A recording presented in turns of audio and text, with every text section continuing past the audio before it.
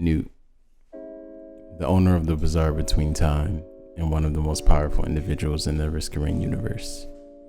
We're revisiting him to update and digress more on his lore, as a lot has changed since the update. And if you haven't seen the original video, I'll leave a clip link up in the top so you guys can watch that first, so you have some context of where we're coming from and what has changed between now and then.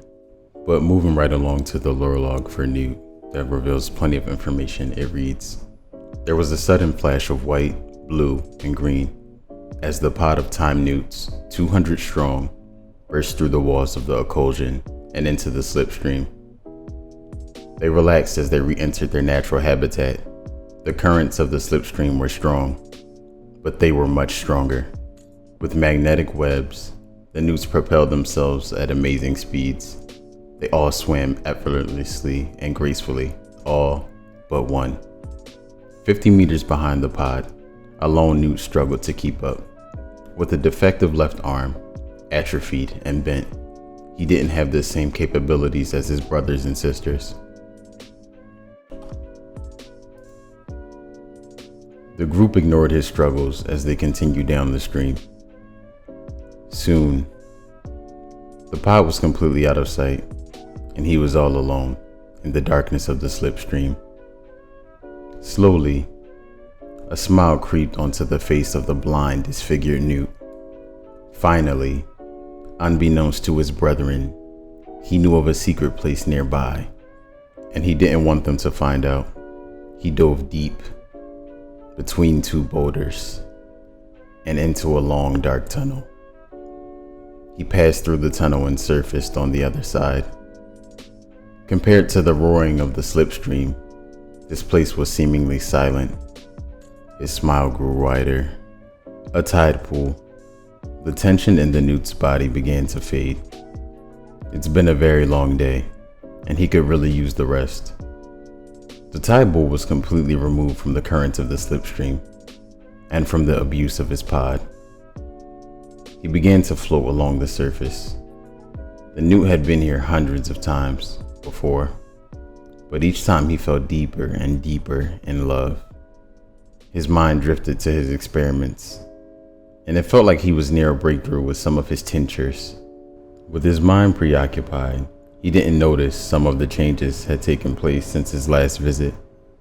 He didn't notice that the water levels were a bit higher and a bit warmer. He didn't notice that all the fly fish were gone. He didn't notice the blue glow.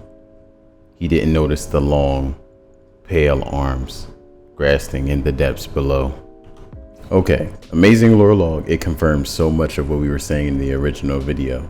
Right from the beginning of the get-go, we know their designation, what they're called, they're time newts. So considering their ability to control time, which we've confirmed, and we made a lot of points, supporting this, them being in the slipstream is probably them being in some sort of space-time, and they can freely navigate it, so they can enter it whenever they want of their own free will and exit at their will. So from there, we also learned a lot about Newt and his pods, and that his brothers and sisters, which weren't disfigured, actually bullied him or abused him for whatever reason. But that happens with animals. Usually the smallest of the animals usually has to fight harder because they're the runt of the litter. But Newt found his little space in the Bazaar Between Time, as we know, and he worked on his tinctures. We don't know at what point he really opened up the bazaar itself as a store to do whatever he wanted to do there, but it was his own place that no one knew about, which was removed from the slipstream, and it was quiet there. So he enjoyed, experimenting with his powers and, making whatever he wanted there, and he enjoyed it.